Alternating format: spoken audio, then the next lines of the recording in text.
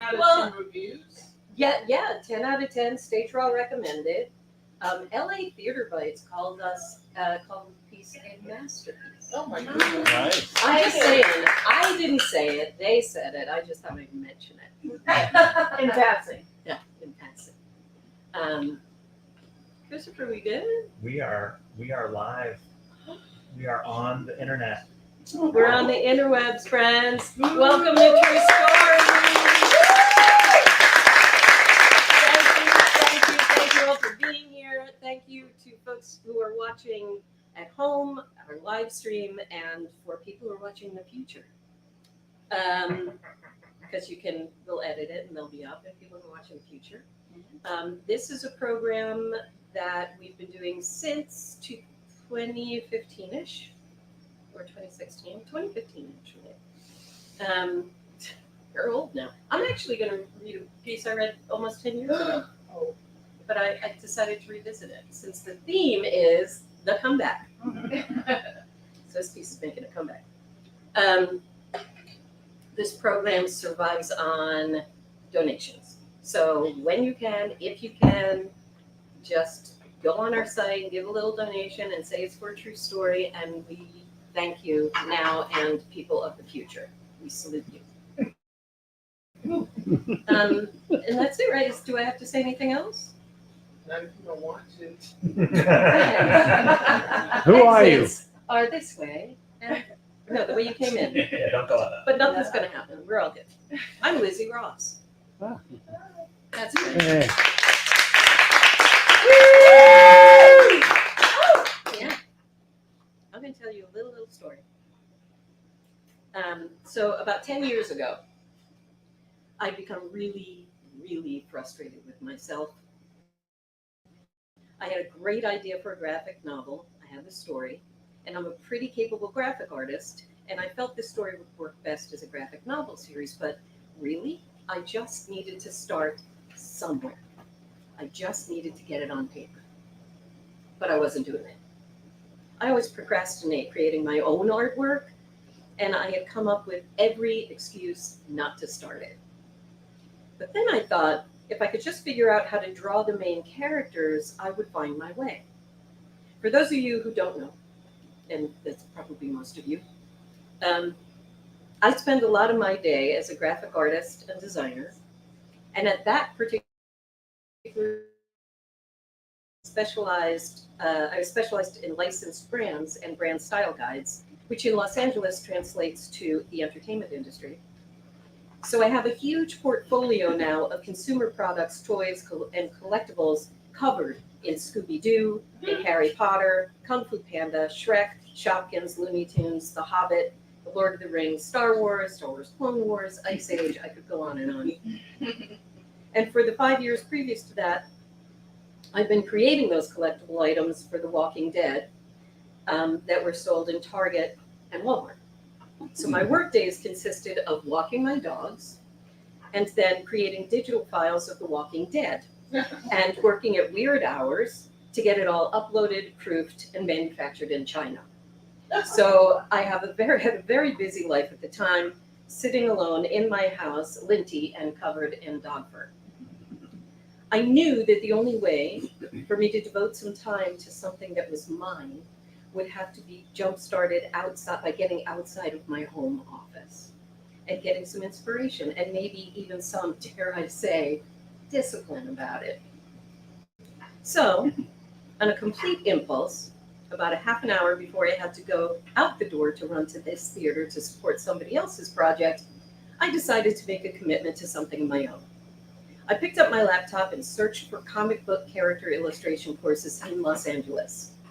What comes up are a lot of really expensive courses at UCLA or Santa Monica College, or the uber hipster comic book stores that have graphic novel academies and shit, and they charge even more.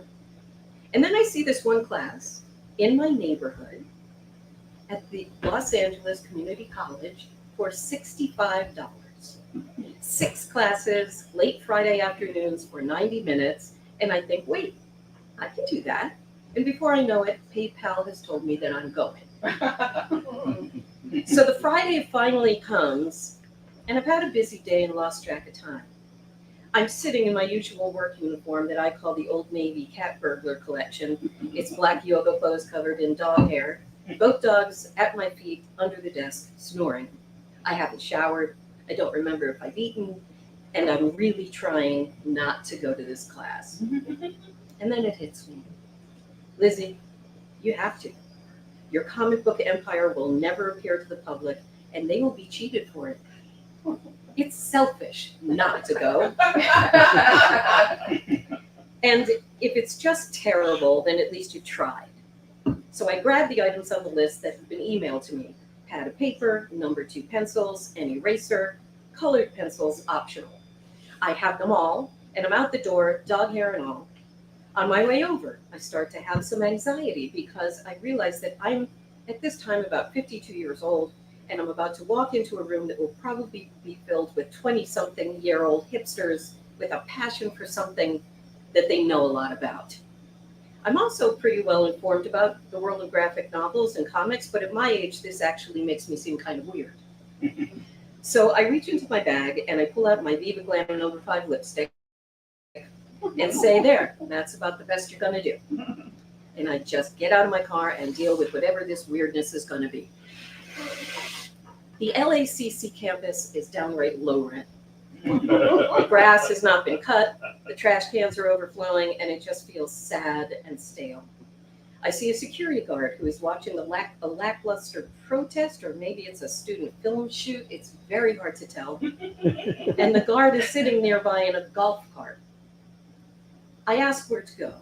He says nothing, but he points to a back building and then hooks his hand to show me I should take a left turn. There are stairs. Everything is spooky. It's all 1950s educational green. The doorways, the linoleum floor, the tiles around the water fountain, all dull green. I immediately start to get even more anxious. I hate school. I just hate it. I hate sitting behind a desk and being talked at. I hate doing homework, but mostly I hate having to pay attention when I don't feel like it. All these things are rushing back to me as I walk down this Hitchcock hallway. I find the right doorway, and there are a few people sort of hovering around it, just looking into the room. I see a guy standing in front of the class, and he actually looks like a comic book character and a comic book geek at the same time. He's wearing a black t-shirt with a bright yellow lightning bolt on it. He looks at me and smiles. Then he sees my pad of paper and my drawing pencils. And then he looks behind me, as if I've forgotten something. And that's when he realizes that I'm there for his class. Now, his smile gets very awkward.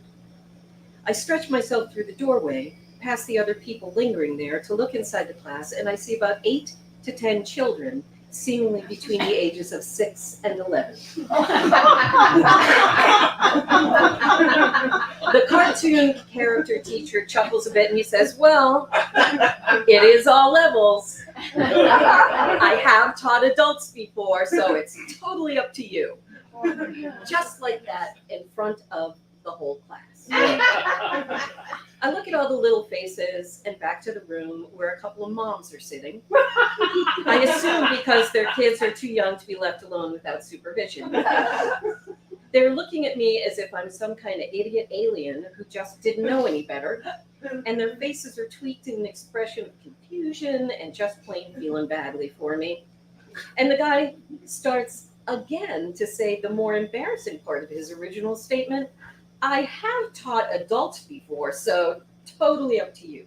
Which this time I take as a dare because all these faces are expecting me to fail. But while they're expecting me to fail, I realize 2 things. 1, I have just gotten permission to draw like a child. And 2, I am totally going to draw better than anyone else in this class. I'm going to be the best. I cut off his blabbering and I say, nope, I'm good. And I scan the room for my seat. There aren't desks, but there are tables that have 2 or 3 chairs apiece. I immediately look to the back of the room because I've always been a back of the classroom person, but somebody's mom is sitting back there and I don't want to get confused with that business, so I just look around some more. I see a girl who looks to be around 6 years old, scowl at me. So fuck her. And besides, she's sitting with her little brother. The table next to them in the second row has an empty seat. So I sit next to a girl kid who's probably about 8 or 9 years old, and she's totes completely dressed in Hello Kitty shit. So I decide to sit next to her and teach her something. Not about drawing, but about Hello Kitty, who I have hated for years. Beginning in the 80s, when I worked at FAO Schwartz, and they brought her in for the first time. That kitten is the antithesis of feminism. She is just pink and white and demure and pretty, and she has no mouth. No female who cannot speak or eat for themselves can be trusted to set an example for any girl. This kid's gonna need me. So I smile at her, and she shyly smiles back, and I confidently plant myself next to her. The teacher was a really nice guy and was doing his best to keep me entertained and engaged while teaching the kids, of course, outlined that he'd obviously been doing for a very long time. He could repeat each class in his sleep. I was obviously a bit of a wild card for him, and he had to change up some of his approaches. The kids were just enthralled by him. He was a very good artist. He drew things very quickly and clearly. He could draw any of their all-time favorite characters. He got a lot of practice at his day job, in fact, as a caricature artist wandering around Disneyland. This basically gave him celebrity status in my class, and some of the kids were repeat students who just kept coming back each time to continue studying with him. There were 2 boys that had obviously been coming for a while. One was around 11 and was constantly creating manga art drawings no matter what the class lesson was. And during the times when he was supposed to be quietly drawing, he kept shouting out at the teacher, "Hey, did you see the new Dragon Quest they're going to show at Con? It's going to be on both platforms, isn't it?" The teacher had all the information for any video game platform, convention, all of it. He was a pure comic geek and everything these kids needed. He told me that a lot of his kids repeated the class were older, and he introduced me to the big kid, who almost looked at me. The big kid sat in the far side of the room. The big kid looked to be maybe 14 or 16 or 38, to be honest. It was very hard to tell because he was big, and he was hunched over his work with his nose almost touching the page. And his pencil work was intense and detailed. I wish I could have seen him, but he never picked up his head long enough to share them. And the kids at the desk behind him were constantly stretching to try and see what he was drawing. Kids would go out of their way to walk around his desk to sharpen their pencils, but nothing. I think he was a good artist, actually. All I could tell was that he was right-handed and that all his art was slightly skewed to one side. To be honest, I think he was probably somewhere on the spectrum, which I really admire in an artist. And I immediately decided that he was the Temple Grandin of our class and gave him a lot of respect. Mm-hmm. The first class started off great. The teacher/theme park dude drew some simple shapes on the board: a square, a circle, a triangle, an oval, and one in the shape of a squash, small on top and larger on the bottom. He drew a cross through each to quarter each field, sometimes evenly, sometimes not so as to give each face a different angle or perspective. The cross of the lines would be the center of the face, and you move out from there. And that was it. That was exactly what I needed. A place to start. A very simple place to start. Shapes. Comic book illustration always begins with shapes. A triangle for the body, ovals for the limbs, circles for the joints, and so it goes. I began drawing right away. It was rough at first because I was rusty. Not my drawing skills, but my hands, which actually felt like they needed oil from working at a computer for so many years. But very quickly I was drawing without thinking, which is just a divine sensation for me. I was so glad to be there, drawing uninterrupted. My only interruptions, for the most part, first hour and a half was Hello Kitty, who had forgotten to bring an eraser, and she very shyly asked to borrow mine. and I knew she'd need me. With around 10 minutes left of class, the teacher brightly said, "Okay, this is a reminder that we're coming to the end of the class, so you all have to finish up what you're drawing. And remember to wait inside the classroom for your parents. Unless you're an adult, and of course then you can," he stammered a bit, and I just jumped in. "I can drive myself home." That's right, I got my own car. And the guys and the moms laughed at my boast, but it was received tepidly from the kids. Whatever. The next class was great too, but I found it hard to slough off the stress of my workday and concentrate on my drawings for a while. And then I missed 2 classes after that because adult things, like deadlines and car batteries. When I returned to the class the next Friday, no one seemed to care. I told the instructor my adult excuses, to which he said, "Wow, that all sucks, huh?" And then caught me up on what I had missed in less than 3 minutes. We did color theory and then background filling. "Do you want me to explain that?" I said, "No, I'm good." And I jumped into that week's robot character concept. During the first week of class, the dude had asked me what I'd like to accomplish from the class, and I told him, I'm a graphic artist and designer, and I want to do more character design. He was thrilled and came over during the classes to offer me insight he thought would be helpful. This guy was really great, actually. And after a while, I came to realize that this little mistake that I had made had given me a club outside of my life to come to and geek out. And geeking out matters. We live in a society now where the geeks will inherit the earth. Everything's digital, and if you can create art digitally, then you can work for the rest of your life and have a respectable career. It's no longer an offbeat hobby or for weird eccentric kids. It's actually mainstream and can be kind of important. On the last class, I decided to bring in some of my work. Not drawings, but actual products. I have a closet full of samples of all the chokeable toys that I've made over the years that are sold exclusively at Target and Walmart. And I try to clean out that closet as much as I can and give away toys every Halloween, but there's always more.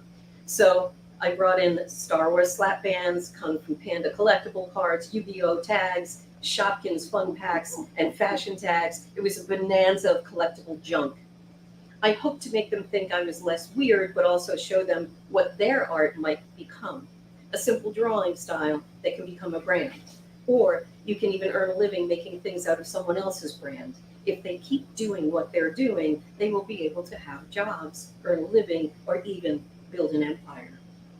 I even brought some of the Walking Dead dog tags and collectibles, thinking that the teacher might like it, or maybe even the big kid would finally be impressed with me. He took 4 packs. The teacher took 2. The 11-year-old took 2. Then the scowling 6-year-old came over to ask me for some of the Walking Dead packs for her mom. I looked at her mom, who was waving, smiling back from the back of the classroom, along with another mom next to her, obvious Daryl Dixon fans. So I gave the scowler a bunch and an extra Kung Fu Panda or 2 for her and her brother. Hello Kitty, my Hello Kitty desk mate, was still shy. But when I sat back down, I leaned into her and I said, "I saved you some Shopkins. I figure that's more your thing." Her smile was huge. She turned hot pink and I gave her 6 whole packs of toys. Shopkins, if you don't know what they are very pink and girly and are little characters of things that you can buy while you're shopping. Also a very terrible message for girls, but at least they're characters that have mouths and can speak for themselves. She thanked me, and for the rest of the class reached over to share our eraser with confidence.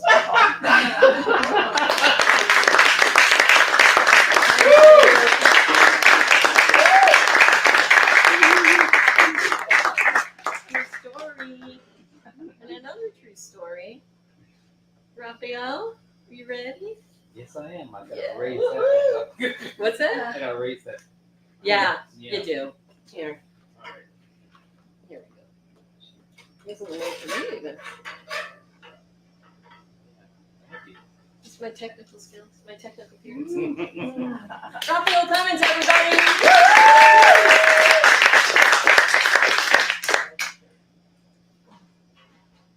Okay. So, when I finished graduate school in 1990, I had every reason to believe my life was charmed. I had graduated from Yale School of Drama after 3 years of performing incredible parts with the next generation of up-and-coming theater makers. I'd landed an agent at one of the top talent agencies in the country. The first role I was cast in right after graduation saw me sharing the stage with both an Academy Award-winning actor and a Tony Award-winning actress at Shakespeare in the Park at the Delacorte Theater that summer.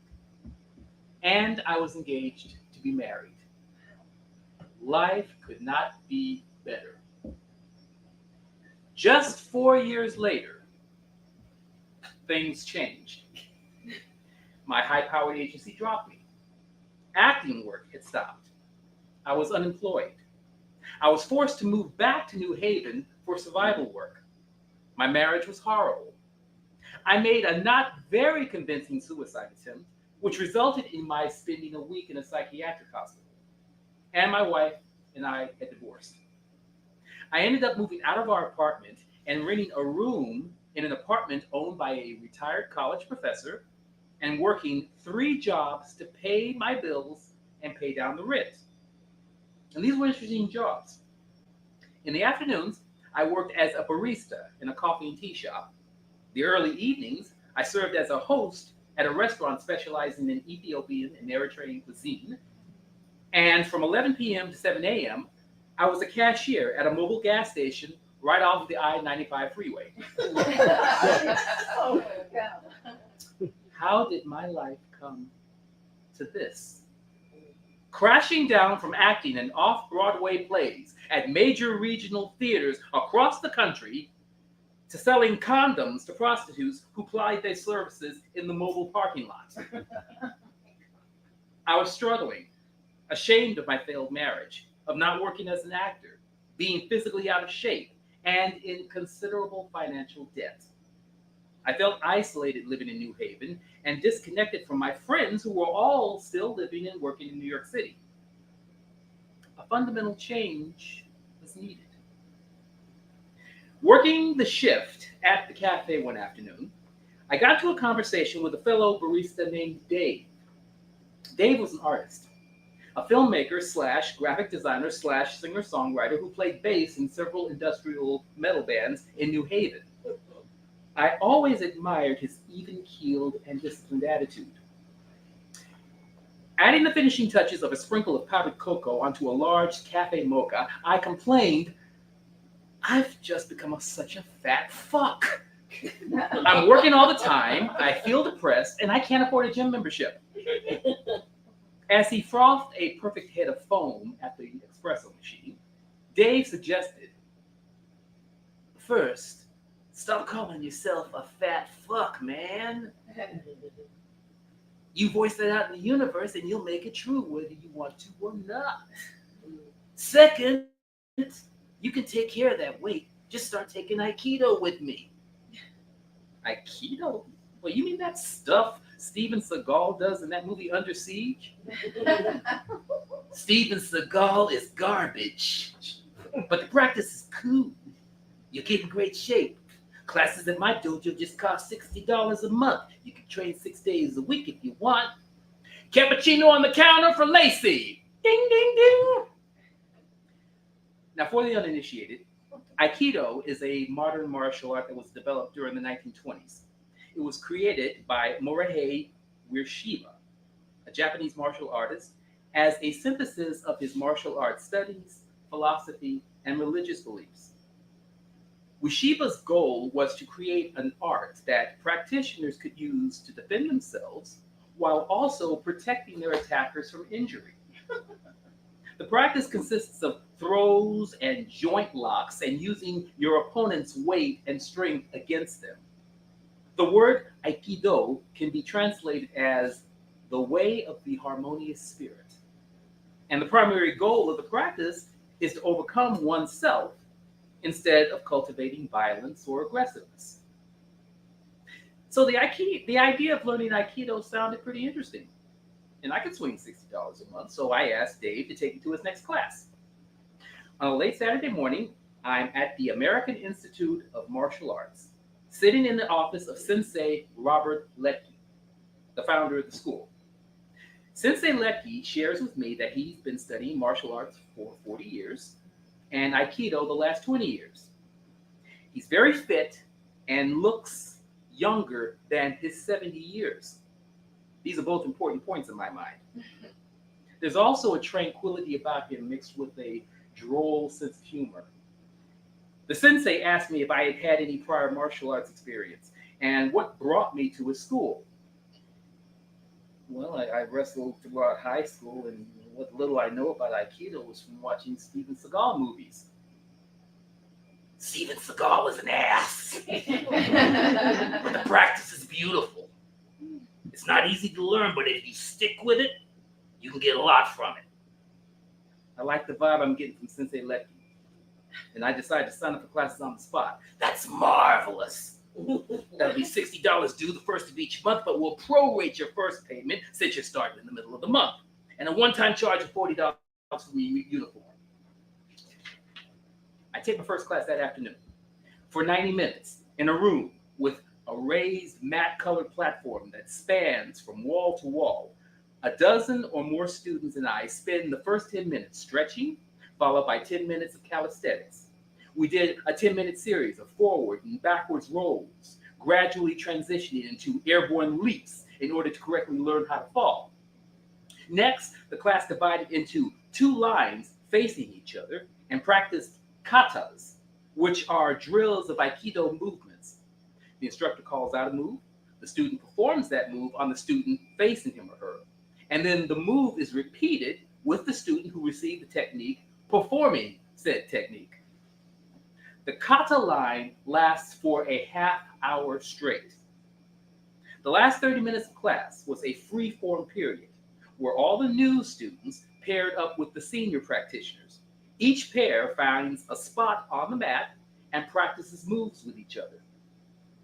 After 90 minutes, the sweating students line up on the mat in the middle, kneel before the instructor bows to us, and the class is dismissed.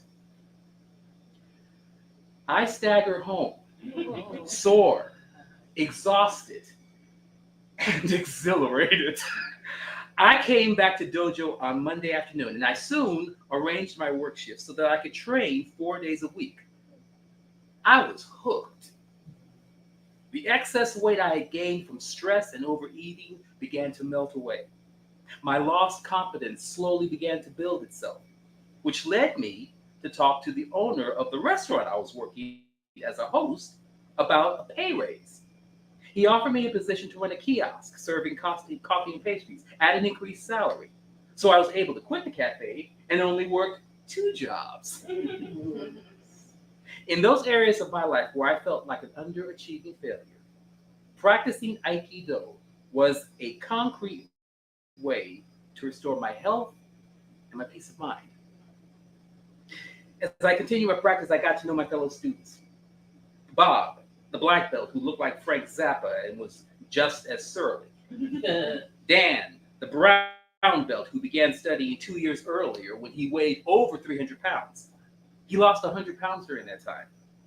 The Morelli brothers, identical Italian-American twins who were insanely competitive and loved beating the snot out of each other during class. Ron, the brown belt who looked like an accountant and who wore his eyeglasses during every class. I never understood why he wore his glasses when training and how he managed to keep them on. I grew to become friends with them all.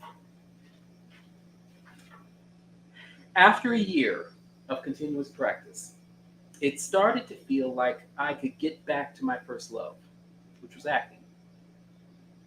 I started submitting myself to auditions, and I soon landed an audition for a production of Titus Andronicus. The play was to be directed by a practicing witch. I landed the role of Aaron the Moor. That will be a separate story. I I visited Sensei Lepke at his office with the news that I had been cast in a play and was moving back to New York.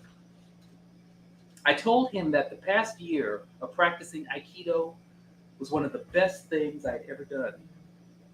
And his school got me through a particularly difficult period. Sensei was just as gracious as he was the first time we met. He encouraged me to keep practicing and be happy. I took one more class after that meeting, going through the katas on the mat, flowing from one form to the other, feeling easier and much more fluid than 12 months ago. Katate noki kata gatame, ryoti mochi gayaku gamakate, ryote mochi aribi nage.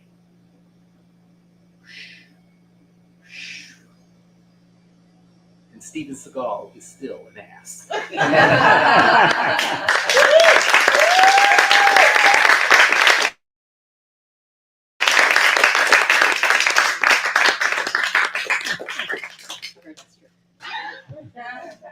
Gordon, are you ready? Yes.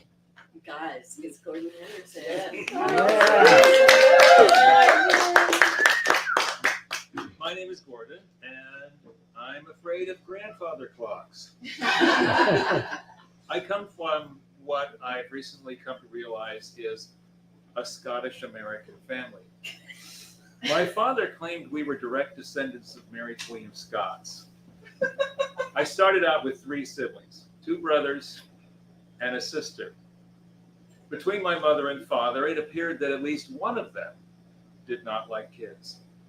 Somehow they ended up with 4, of which I was the last to appear. My brothers were old enough to be from another generation. My sister is only 3 years older, so we were often lumped together. We had different interests, but aside from a couple of minor dust-ups, we got along well and did not fight.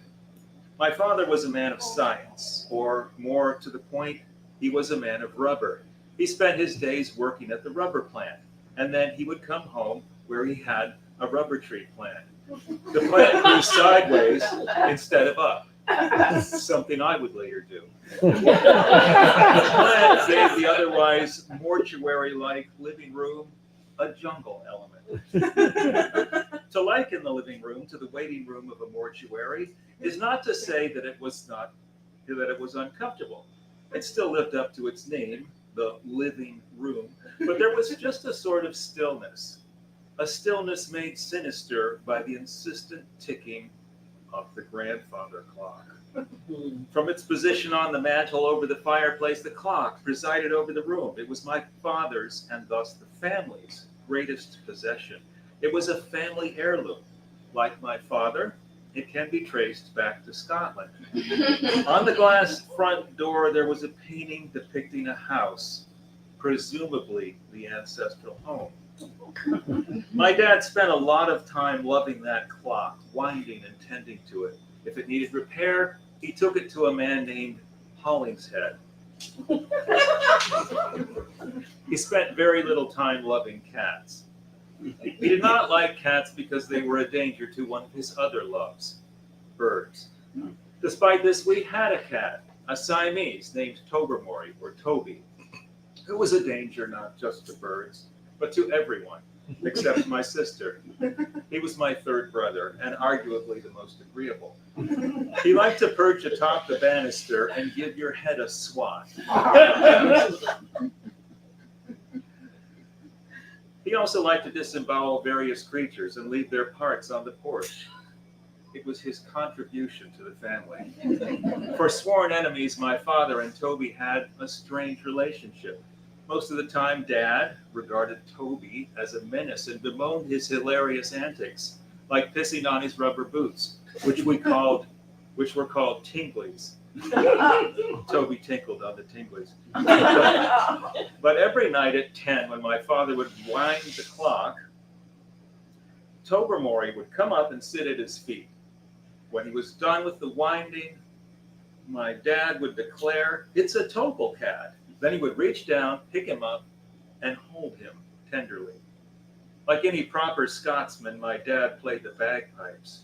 My 2 brothers played along with him.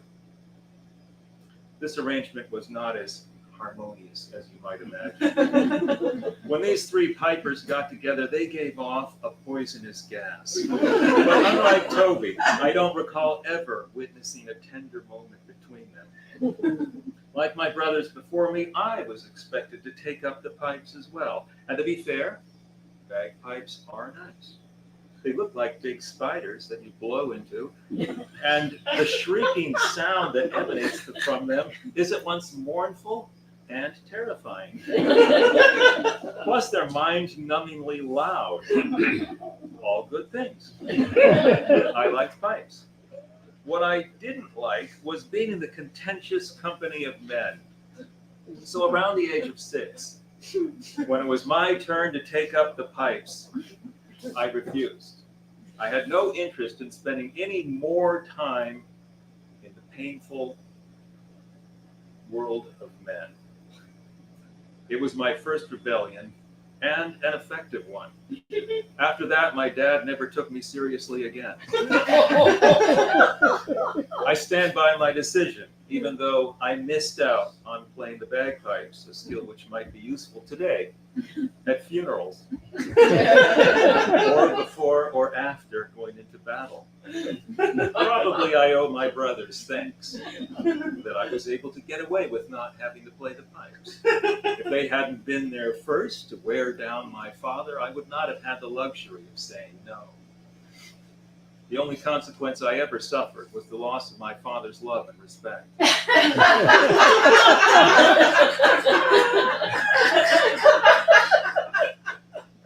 For my brothers and sisters, it was a lot worse. Among the four of us, we did not see Scotland as our homeland. We'd never even been there. What we knew was Northeast Ohio, Cleveland, Akron, and a suburb, which was not exactly a welcoming place for nerdy weirdos. Fortunately, I found another nerdy weirdo named Toad Ray. When I was old enough, 12, I went over to Toad's house to live with his family. If anyone noticed I was gone, they didn't say anything. In high school, Toad went off to a Quaker boarding school. He seemed to be having a good time. I was miserable, so I went out of my way to get in too. You can imagine what happened next.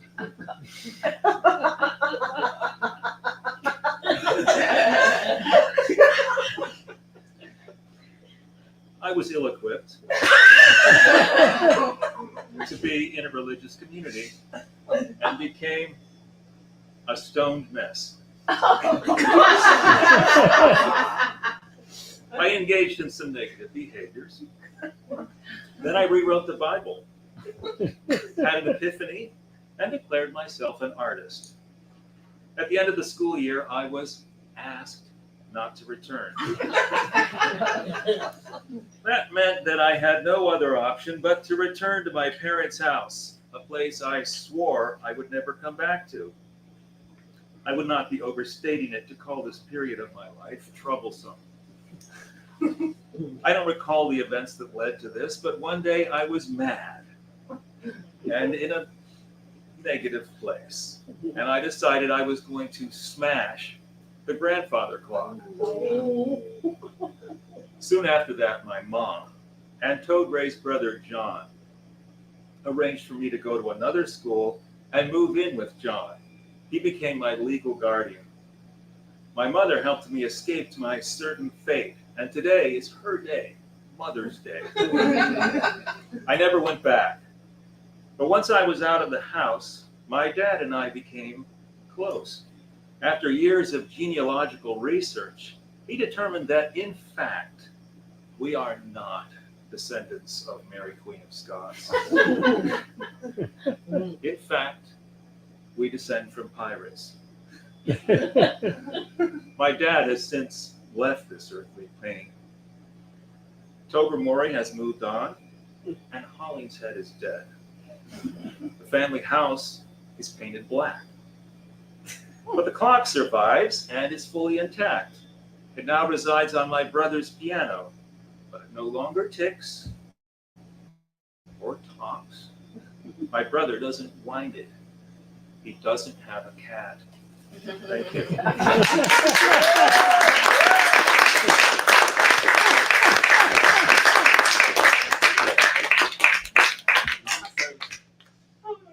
that there? That's the clock? That's the clock, as it looks today. Wow. Well, you didn't do that Too much of a bang up the jaw. I didn't touch it. I was just gonna I say. didn't touch it. What a disappointment! You didn't ruin it. Well, yeah, but I'm Good still, for you. I am really am deathly afraid of them because of that memory. But, you know, Welcome to I'm our happy that house. it's there, but I don't want to be in the same room with it. So, You're safe here. You're safe. but, This, you know, this that's- clock is that's just true. a prop. It's not real. Yeah. And it doesn't work. And it's not a, Everybody, this is Susan Baraka. And this is her set, by the way. And Ashley is our stage manager, and this is she's the best. And this is your first time doing True Story, right? Yes, I'm popping my true story cherry There we go. today. There we go. Welcome, welcome. You're more than welcome. I'm a spoken word artist, so this is a little bit of a mashup for me. So thank you for welcoming me. Everyone loves a comeback story. So I thought I'd tell the story of the comeback that never was. One day around Christmas time, I received numerous calls from my dad who almost never calls. So on the 3rd or 4th, I finally pick up. Hey, I'm in LA, he says. What? Why? He tells me he's there visiting a friend. I say, is this a lady friend? He says, yeah. I ask him what happened to his lady friends in Panama and Colombia. He tells me this is the Colombian one. She moved to LA with her 14-year-old son a few years ago. He asks if I can make time for him while he's here. It's Christmas time. I'm the oldest of his 2 daughters. I'm also 39, single and childless, living on the opposite side of the country from everyone I know by blood. So I invite him to take my extra ticket to see a show the following day. He declines. The show starts at 7, and he'd rather wait at the hotel for his girlfriend to get off of work at 9. This doesn't make sense to me, but I offer him, his girlfriend, and her 14-year-old son comp tickets to come see me in A Christmas Carol at A Noise Within that weekend. He declines. Again. He has plans to take them to Disneyland. I don't see my father on that trip. And I wonder, what kind of man takes every opportunity to communicate to his single, childless firstborn that she is not a priority? Not even at Christmas time. It's a week after my 40th birthday, and I received numerous calls from my dad, who almost never calls. And on the 3rd or 4th, I finally pick up. Hey, I'm in LA. Visiting your girlfriend?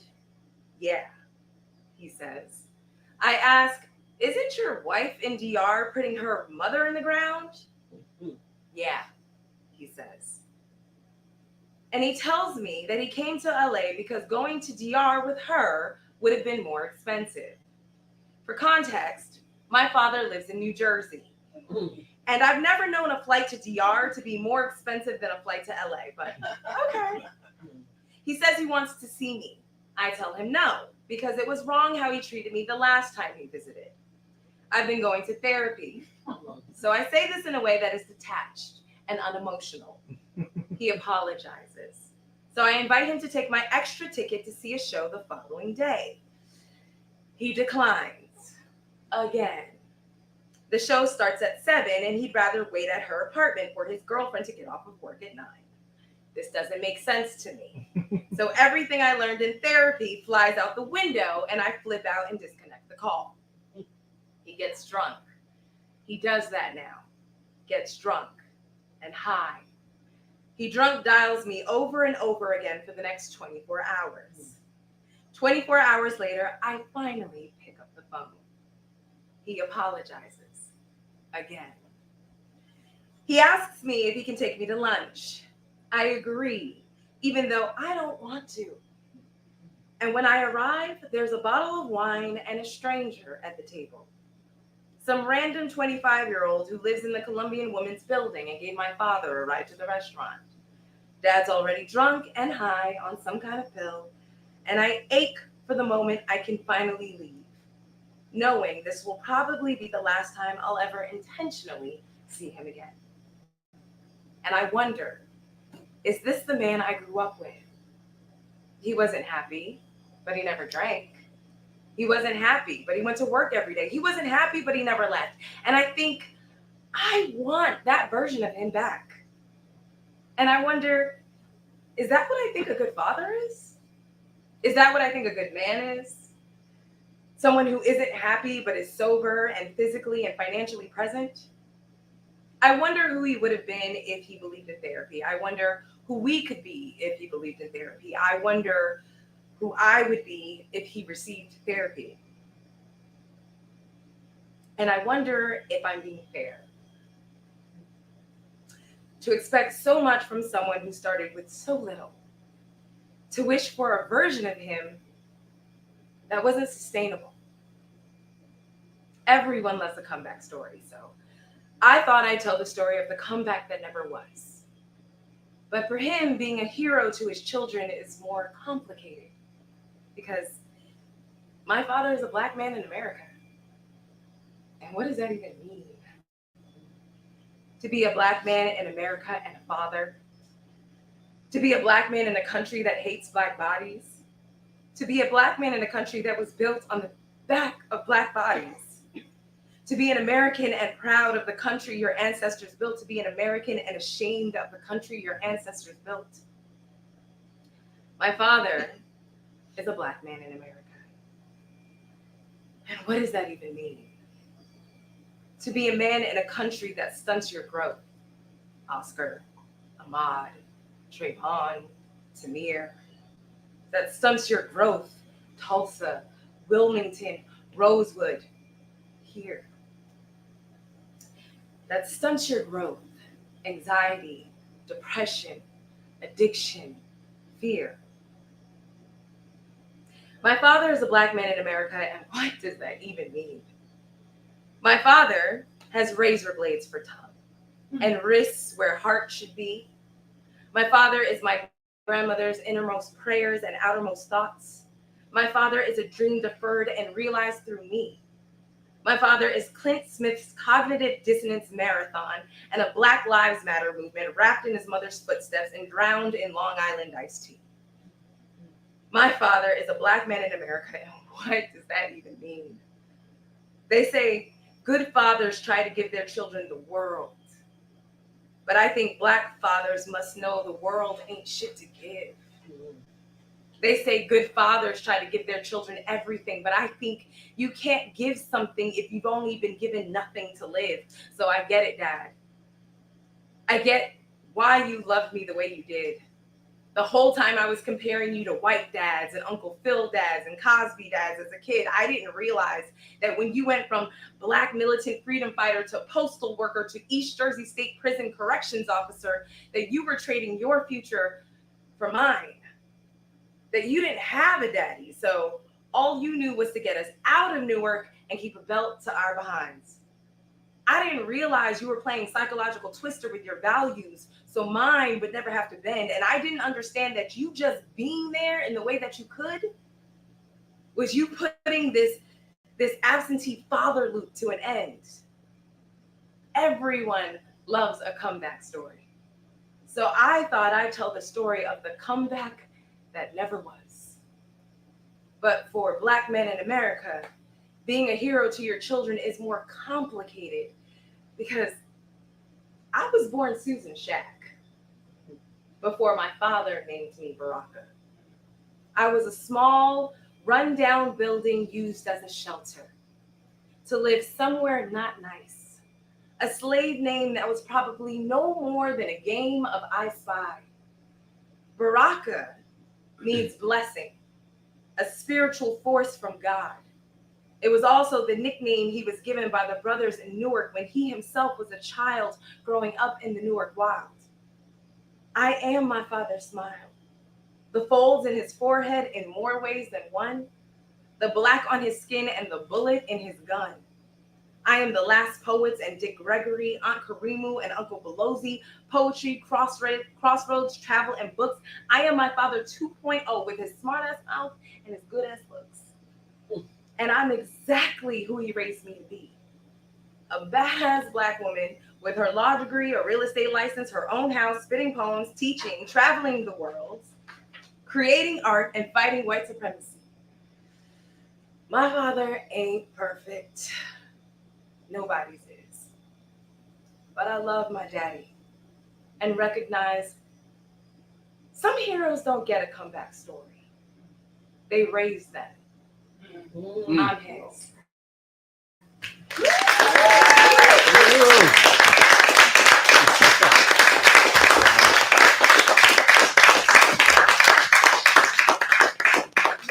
That was fucking awesome. That was really awesome. Beautiful. Thank you. Welcome. We are back. Yay. Nick, I'm sorry you have to tell. Oh, You Lord, have to go after that. I know. I My think luck. you can do it. Here, I'll spy you. I was crying. All the Jeez. rehearsal. That's what rehearsals are I for. She's so meek when you start with that, and then she comes out and destroys I know. everything. Lizzie, we need tapes on these steps. Oh, okay. What? It's the bits. Okay, we'll do that. Everybody, Nick Ullett.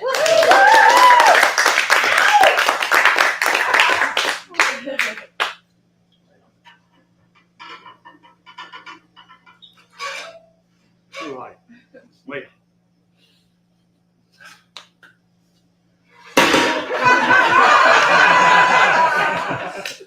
I couldn't have done that better, really. All right, that's good. Thank you, Yeah. Raphael. Thank you, Raphael. All right.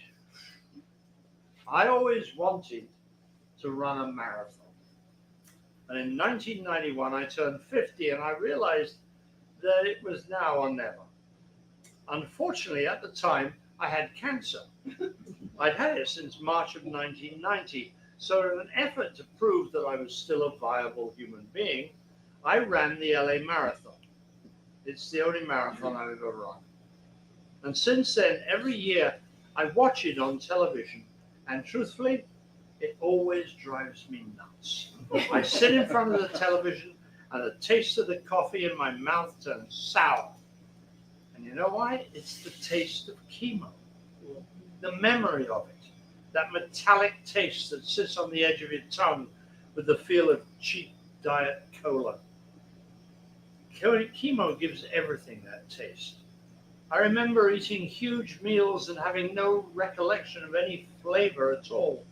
Just the burnt out sense of an empty room the morning after a party. I don't know why I watch the marathon every year because I always end up with that taste.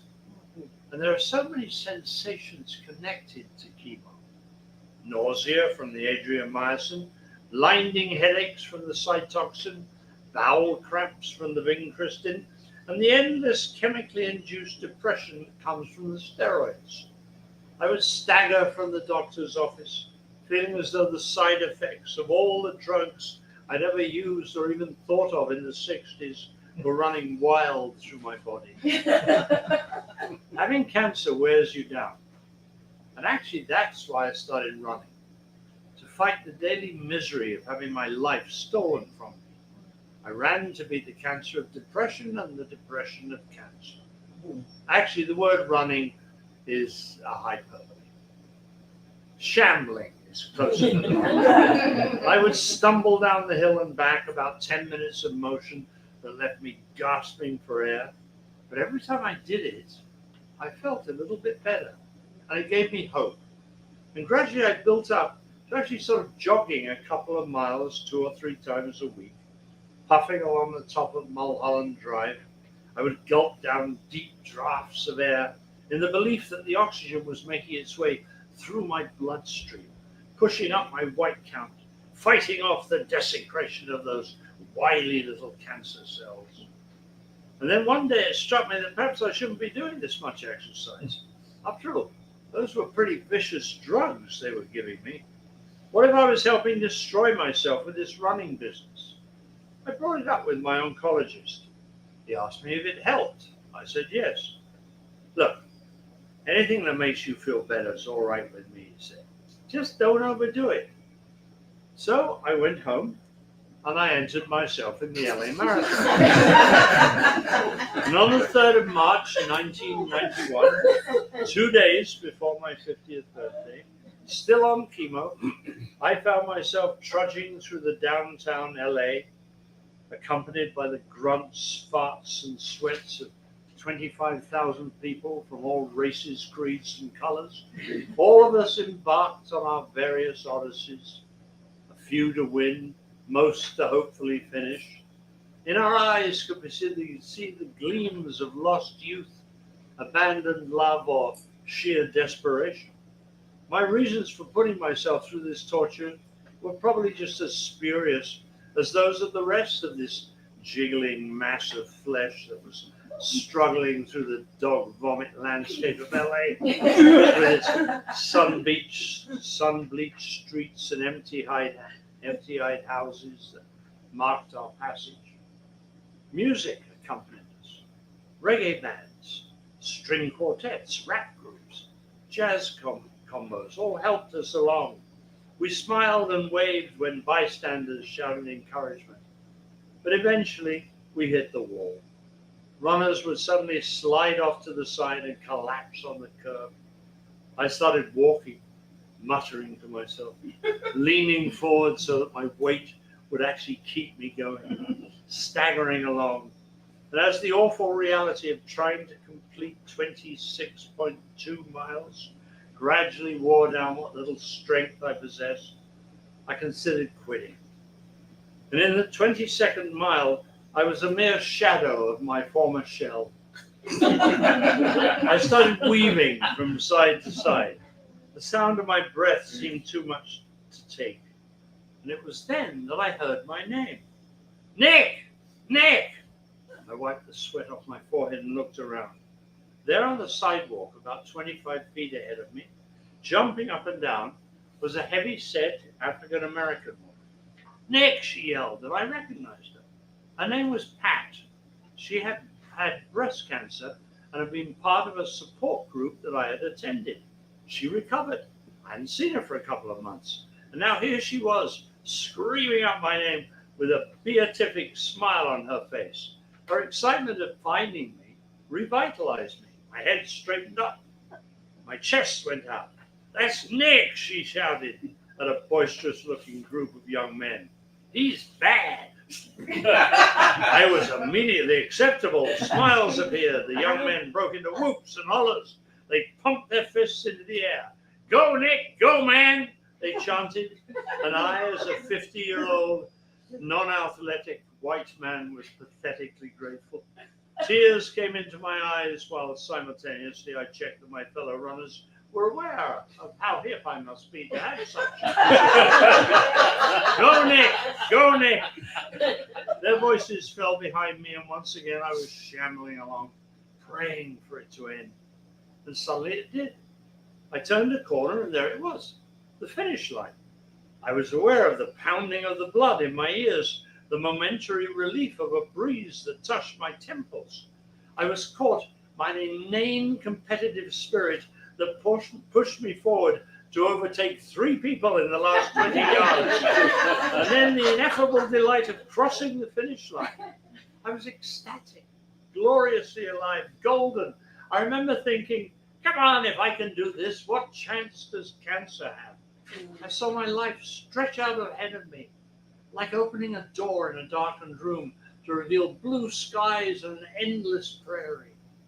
4 days later, I was sitting in my oncologist's examining room, dressed only in my boxers and a paper gown. I don't know what you've been doing, Nick, he said, but you're doing great. I ran the marathon, I said. Really? How long did it take you, he said. 4 hours and 18 minutes, I replied. Come with me, he ordered. And still dressed in my paper gown, I was hustled along various corridors.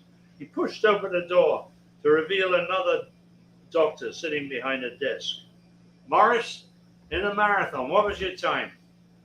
4 hours and 43 minutes, the doctor replied.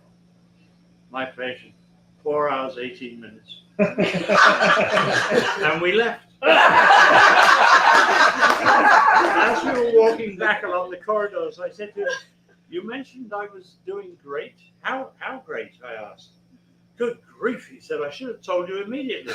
Remission. You're in remission. Monthly checkups from now on, but you're clean. You're in remission." In 1991, I ran the marathon on chemo. I ran for my life. I won.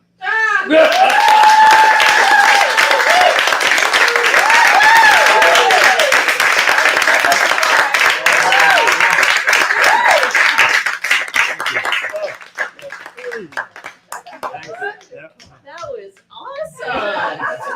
This whole night has been awesome. Thank you all so much. I think we'll all leave this way. Donate if you can, and please, everybody, hang out. I got another bottle of Prosecco that I don't want to take home. Drink alone with my dog.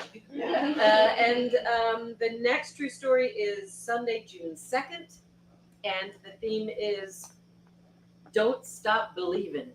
Because that's what was on somebody's annoying radio when I was trying to come up with All right. Don't Stop Believing, June 2nd. Thank you, Troy. Thank you, Ashley. Ashley, I guess we gotta take the stiff end. I heard that. Jenny I think it needs to be redone. Redone. I'm all on it. Yeah, I no, knew it. I'm all I on knew it. Take, it. but it's not good. Yeah. So be careful. All right, yeah. Hang on. Good. Oh. Hang on. Hey, there you go. Yeah. I didn't know that.